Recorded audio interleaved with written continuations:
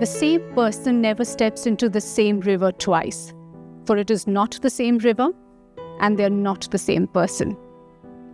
3 years ago, Stacey and I sat across each other for the very first episode of From the Other Side. And here we are again.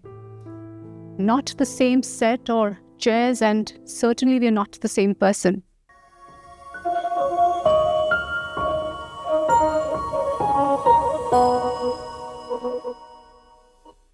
Stacey's profession is finance, yet the role that would go on to define her did not begin in a boardroom, but it did in a group exercise class.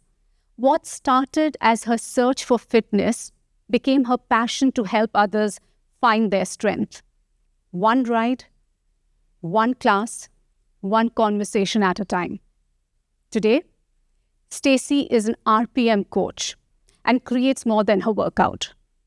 Her 45-minute booked-out classes are a way to break away from everyday pressures of life, a chance to reset, to breathe, to burn, and to importantly believe that you can keep moving forward.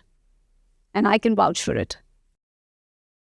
When I first interviewed Stacey, she was battling cancer, managing treatments, uncertainties, and realities of her illness.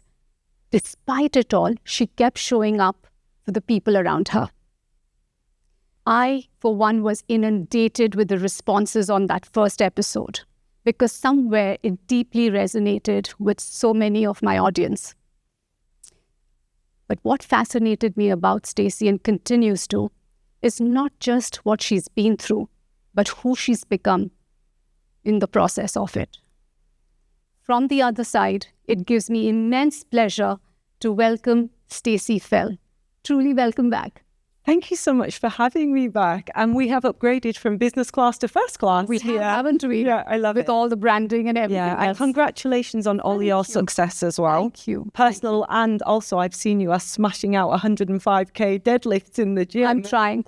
I love it. Trying. I love it. Thank you, but that means a lot. Thank you. Stacey, I do want to take a stock of where you are in terms of your health, emotionally, physically. But before we just get there, if you can give us a quick sense of your childhood experiences, that I just want to understand how much of that is today still relevant to the Stacey who's sitting here. Certainly, I think my work ethic comes from my parents. My parents are in their early 70s. My mum will kill me if I say it's any later. I should say my mum's in her 60s. Yeah. My parents are still working. Incredible. Yeah. We have they work as part of a karting track, motor racing track in the UK. So when I was brought up, we were brought up in quite a professional racing environment. From the age of 8, I was actually racing those karts myself. My dad was a rally driver. And I think that work ethic comes from my parents. Clearly. Yeah, I have one brother. His work ethic also inspires me so much. He's also got 4 daughters, so imagine the chaos in his house most of the time. But how wonderful, 4 daughters. Absolutely, yeah, what a blessing. Yeah. So I had a great childhood. I have incredible parents. And I think I moved to Dubai when I was 25 years old. I remember my mum said to me, I'll see you in 6 months. Literally thinking that I would come back in 6 months. I had proven that I hadn't been very good at committing to things. And here I am 21 years later. So I think I kind of proved her wrong. Yeah. Well done. 3 years ago, Stacey, when you and I sat and spoke about various things. Yeah, we did. But the thing that really stood out for me was... It's not about what happens to you. It's about how you react to it. Right. What you were battling then was cancer. As life stands right now, how are you doing physically and emotionally? So I think when I met you 3 years ago, I would have said that I was very emotionally strong. Yes. Believe it or not, I think I'm much stronger now, which I wouldn't have believed if I'd have gone back 3 years ago because I thought I was doing great. And I'm not saying at all that I wasn't doing great. I think I've just grown with a confidence that I maybe didn't have before. Well done. I work very hard on my mindset, and I work very hard to build a strong community around me by choice. But I've learned that just because we are great people, it doesn't mean that bad things aren't going to happen to us. That's right. It's life. That's right? right. But it's not about what happens to us. It's how we respond to it, how we get back up from those difficult circumstances that can happen to us. And I think that skill is what actually makes us into great people. In fact, that's the question I was going to ask you, but because I do remember when we spoke then, you spoke so clearly about a mindset. Despite whatever happens around, it's how you see things for you that makes all the difference. Yeah, absolutely. And it's not about the falling down. It's about the getting back up again, and the efforts that you're willing to put into getting back up again. And clearly, if we look at season 1, the first episode, and now that audiences will see this episode, from the outside, people will obviously see the physical transformation, but just can't help that. Yeah. For you, where has the deepest shift happened? So I'd like to answer this in 2 parts. Please. If we address the elephant in the room, yes, I've lost a lot of weight. So 3 years ago, I was on a lot of steroids to help me with inflammation in my body. And in November 23, I sat with my doctor and I had some liver disease. And it was mainly caused by the steroids. And so he said, look, we're going to have to find a different way to manage this inflammation. And so by coming off the steroids, the natural sort of weight loss happened. And I'm going to say something a little bit controversial here. One of the biggest shifts is that when I step into the room as a fitness instructor, I feel more authentic now than I did back then. And I've shared this story with you, but I think I would like to share it again now. And it's a reflection of the horrible societal standards that we do have now and the way that we judge people.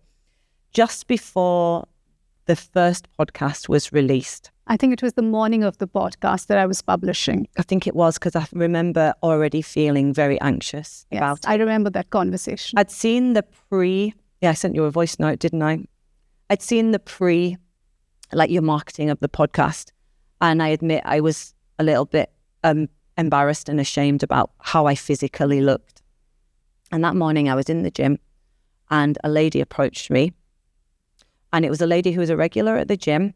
And she came up to me after my class. She'd never attended my class before, so she didn't know me as an instructor, but she'd seen me in the changing room. Sure.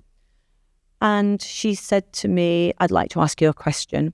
And I'm a very open person. I think I'm very approachable. And I genuinely thought she was going to ask me, maybe she had an injury and she was going to ask, is cycling a good thing for me to do? Right. And she said to me, I want to know why you've gained so much weight. And I literally froze on the spot.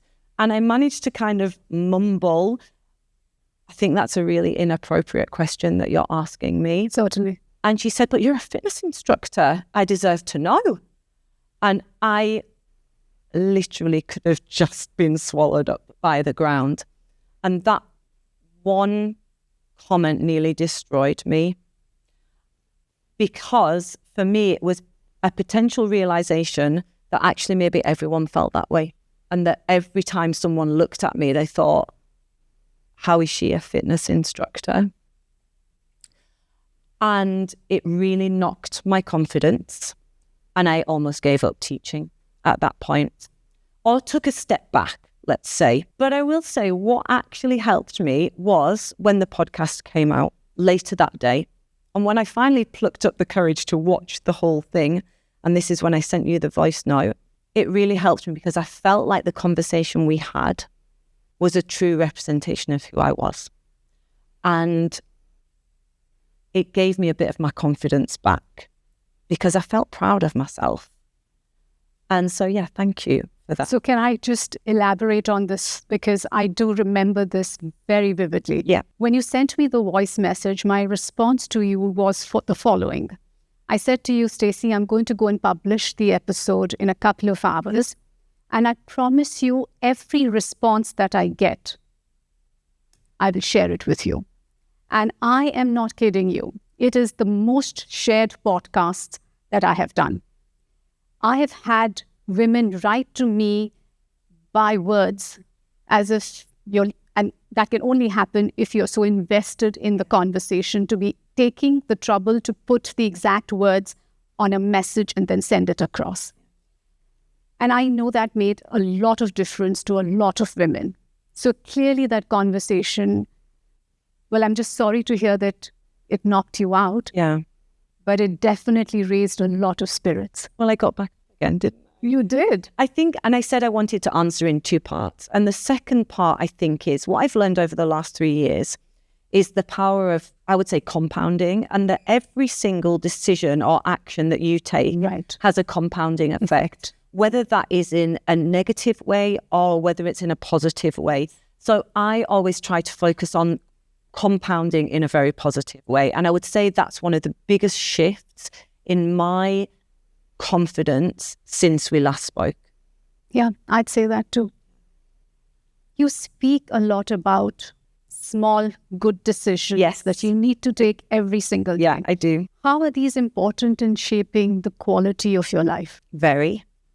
I think there's an element of, I like the phrase, I told you in the first podcast, I don't come up with any of these like mindset hacks by myself. I just steal them from other people. Yeah, but that's the idea. You need inspiration, absolutely. Right? Yeah. I think I like the phrase, you got to choose your hard. Oh, lovely. You know, it was really hard when I was overweight, and sometimes it's really hard to get up and go to the gym. But where would I rather be? I'd definitely rather be in the body that I am now and finding tasks easier to do. And I actually love going to the gym, as you know. So it's maybe not the best example, but I think you do have to choose your hard. I remember seeing when you posted about your birthday on Instagram, one of the phrases that you used really stuck out to me because I believe it so much. And it's about the mind is the master. Yes. Your mind will do it what you tell it to do. Your body doesn't know the difference between a happy situation, a sad situation, a dangerous situation. It's what your mind tells it is then how the body is going to react. Right. And if you can master your mindset, it's the most powerful skill that you can ever teach yourself. Absolutely. It's the story we tell ourselves. Right? Yeah, absolutely. And I genuinely believe that happiness is not static. Yeah. It's a choice we make. And like any other, whether it's exercise, whether it's intellect, you've got to exercise it. Yeah, the more you exercise it, you become better at the skill of practicing that. And I just think happiness is no different. Yeah. You choose to be happy, you keep practicing that, and you just get better at the skill of being happy. Yeah, absolutely. Right? But I think as well, it comes from small decisions. And if I am ever feeling anxious and overwhelmed, because I would say as a person, I'm like 95% very happy and upbeat. Yes. But there are always going to be days when you do feel anxious or you do feel overwhelmed. Maybe it's a meeting I've got at work that's making me feel a little bit anxious because I know I have to perform. Or maybe there's someone coming to the gym who's a little bit difficult to deal with. What I do is something very simple. And I write it down because I am very old school. I have a paper diary and I just write at the top of the week a day of good decisions.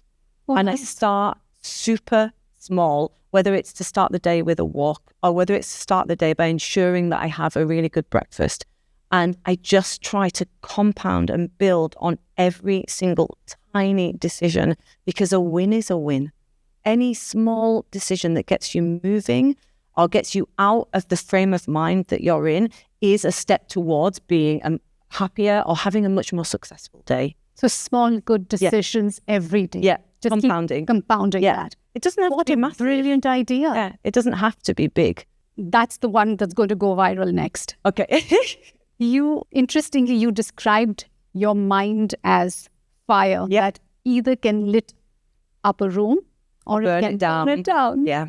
How do you manage that fire today? In all honesty, I think the downsides of the fire have been tamed a lot. Has that been a lot of work for you to tame it down? I think it must have been, but I think because I've done it so incrementally and consciously that maybe I've not noticed it so much. Mm-hmm. Mm-hmm. But now that desire that I probably had 3, 5, 7 years ago, to be liked isn't there anymore. And that must be so liberating, isn't it? 100%. Yeah. I still feel the highs massively. I still like that lighting up a room and thinking, oh my God, this is amazing. Or I've had such a good class. I had a great class this morning. I loved it. I still feel those highs, and that's such a privilege. And I still use the happiness jar. Oh, you do? 100%. Yeah, I've been doing it for 13 years. Tell us a little more about the happiness jar. Okay. Happiness jar, really simple concept. Anything that makes you happy, I write on a square of coloured paper, and I just have a mason jar that I just throw them in. And then the first week of January, I tip out the mason jar and I read all the happiness jar entries. The entire year. Yeah. It's so uplifting to do it. You have to get into the routine and the habit of doing it, which is why I always recommend you keep it in a really obvious place and a really accessible place. You know, James Clear, Atomic Habits, you want something to be easy, make it simple, make it accessible. Yeah. Right. So do it every day? No, because there might not be something. I'm looking for things that spark joy. Okay. Like, really, how would you define that? Just something that's... You just know? Yeah, you just know. You just know. So recently, my French best friend was visiting me, and there's so many little moments that just spark joy, but they were simple. They were the little chats that we would have when we were walking to the gym, and I live 3 minutes from the gym. So imagine dragging her to a 6 a.m. spin class, walking to the gym at 10 to 6 in the morning, and those 3-minute conversations are sparking joy because we're laughing about something so silly. It doesn't matter. But it doesn't matter. Yeah. It's those moments that feel alive, warm and alive and just so joyful as well. So I still definitely do the happiness jar. But I think that taming of the downside of the fire comes from a confidence in me that's grown in my own decision-making ability over the last 3 years. There are decisions that I've had to make that have been very difficult, very painful, heartbreaking. For example, 18, 19 years ago, I adopted a brother and sister cat. Mm-hmm. I adopted them at 9 weeks. Last year, they both passed away within 3 months of each other because of kidney disease, which is, they were 18 years old. Right. Yes. But I had to make the heartbreaking decision of when was the right time to put them to sleep. It was incredibly painful, but it was the right decision. And I think when you've got the courage of your own conviction, without needing to necessarily rely on anyone else to help you make that decision, that gives you a big power as well. And I think that's one of the reasons why maybe the emotional highs and lows don't feel so separate now. Absolutely. And the ability to still feel the highs is amazing, but the ability to have those calmer lows, I think, is also something that has really served me well over the last 3 years. I don't know where it's come from. Maybe it's come from teaching classes, because in my job in finance, I don't have a leadership role. I don't manage a team. I am pretty self-sufficient in the job that I have as an investment banker. I have my clients that I manage and my portfolio, but I'm not responsible for leading a team. When I walk into the studio, you are the queen. I am the leader, I guess. Queen as well. I like it. Yes, I like it. Yeah. And so maybe some of that confidence has come from knowing that most of the time I do deliver a good class that I'm proud of. Yes. When I get a compliment on my energy or my positivity, that is a huge thing for me. That will always go into the happiness jar. And I'm very lucky because I do get compliments on... I'm certain you do. I'm certain you do. You know, just on the courage one, I do want to say this, that courage isn't necessarily about making grand gestures. We sometimes attribute and assign so much to being courageous as if it's about moving mountains, when in fact, these are small little things that seem like great wins, right? I'm very curious to know, Stacey, that just as much as the lady in the gym, in the locker room said what she said to you because of your weight then, what kind of comments have you had? Anything not so positive about the weight loss? I think last year I'd lost a little bit too much weight. Mm-hmm. And I think there was some concern around my health. Right. my weight's kind of stabilized and been stable for around about 12 months now. Right. And my diet is very good. I do all the things that they tell us to do. I drink loads of water. I focus on getting my protein in on a daily basis. So I try to live my life in a way that reflects what we should be doing. I'm not perfect, like no one is. I love a bar of chocolate, and well, that's reassuring to know that even an RPM instructor 100% can enjoy chocolate without. It's about balance, right? It's always about balance. And we all say, oh, it's all about balance, but balance for so many people is so hard because we are pulled in so many different directions as humans than we ever were before. That's right. Because the demands on us are increasing every single year. And so it's so easy to throw out, oh, it's all about balance, but it's not the same for everybody. Everyone's balance looks different. And what I think as humans, society, we all are too quick to judge. Right. For me, I have to make a decision on a daily basis. What does success look like to me? And I think everyone should do that because success isn't always about high achievement. Sometimes success is just surviving the day. Yes, just being able to breathe. Yeah, success might be being able to stay up till 10 p.m. for me. I'm a morning person. I'm not an evening person. My energy starts very high in the morning and then gradually will decrease a bit the day. Yeah. So if you ask me to do something in the evening, 9 times out of 10, that's going to get a negative response from me. But that's where your skill of knowing what works best for you is where you need to excel. Right. So are you today better at filtering some things that don't serve you? 100%. I don't have time. I don't have time for things that either make me feel drained, negative.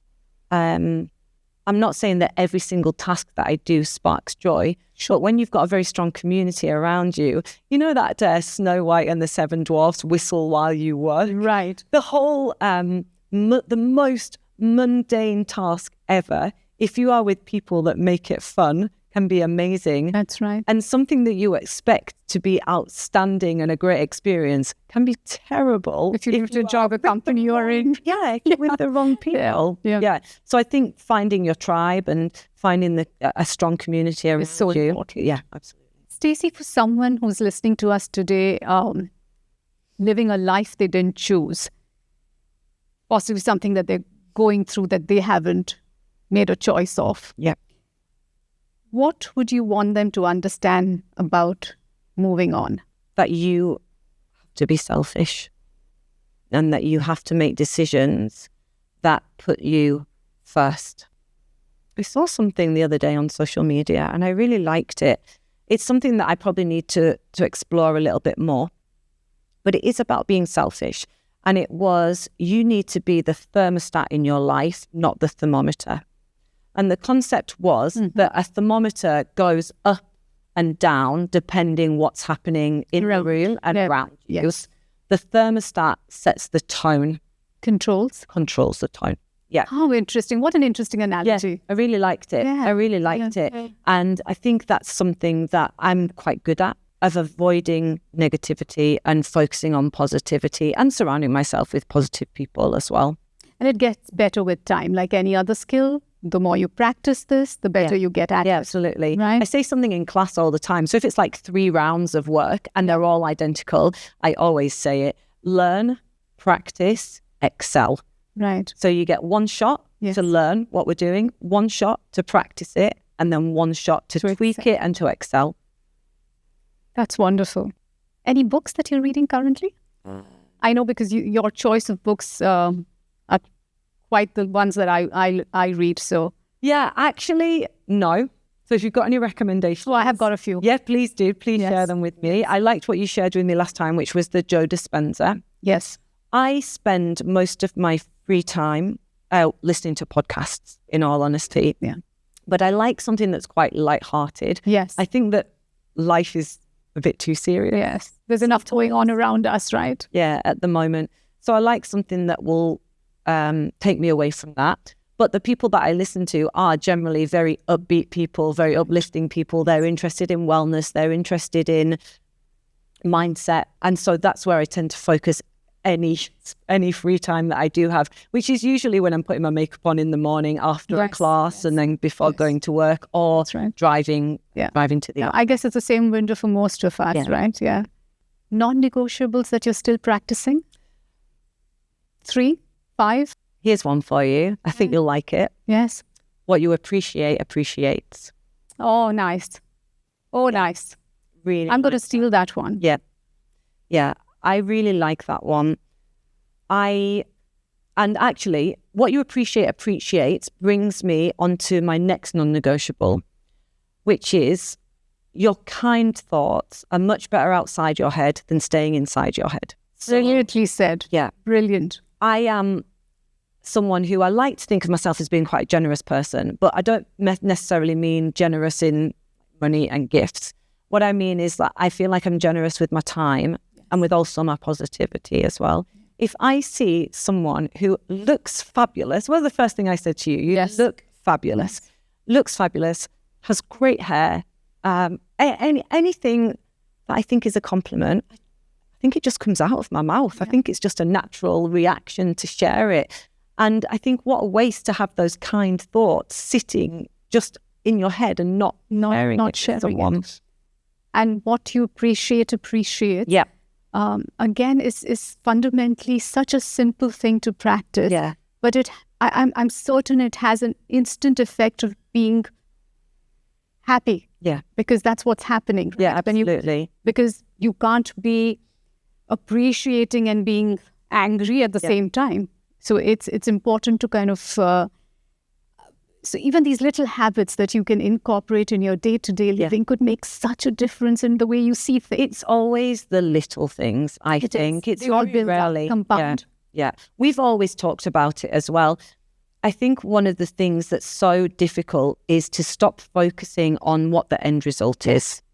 Because when you learn to love and you learn to appreciate and you learn to embrace the journey that you're on, all of a sudden, everything comes that little bit easier than it was before because you're no longer thinking so far ahead that you actually lose focus because the goal might be 10 years away. The goal might be 20 years away. The goal might be a week away.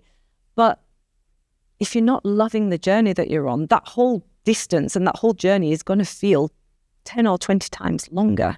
If there is only one single thing that you can tell every person in the universe, what would it be? I think sometimes that we forget that the mundane is a privilege. Explain. Okay. Sometimes we might feel that, my life is just about going from one place to another, doing my laundry, cooking dinner, doing the dishes, making my bed. But all that means is that you have food available to you, that you have a place to sleep at night, that you have a job to go to, that you have friends to go and see. And I think that we forget that actually it's that mundane that can be magical. My ethos is always, it's all about the journey, not the end destination. I've been on the journey for a long time now, and that's why I've learned to love it. The ups, the downs, the highs, the lows. And also if you focus on those highs, you do that happiness jar. Everyone please do a happiness jar. It's so simple. It will cost you nothing. It might cost you 25 dirhams to buy a packet of colourful Post-it notes from Amazon. Don't buy Post-it notes because Post-it notes get annoying because of the sticky because it's adhesive. You can buy a small square, origami squares they are. Okay. And I just use them. They're colourful, they're bright, they're cheerful.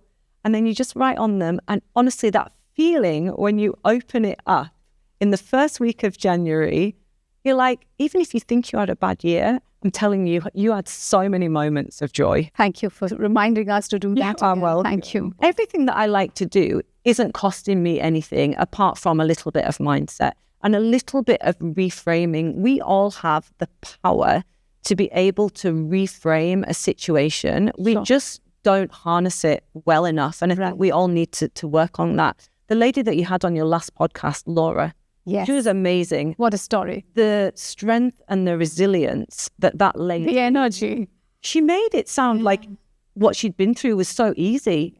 But it isn't. Absolutely not. I can imagine she's had days where things must have felt unsurmountable. Yeah, and she's in excruciating pain every single day. Yeah. But despite that, she continues to show up for herself. Yeah, absolutely. Yeah. And there was something that you said in the podcast that I resonated so well with, which was that resilience didn't have to be loud or heroic. No.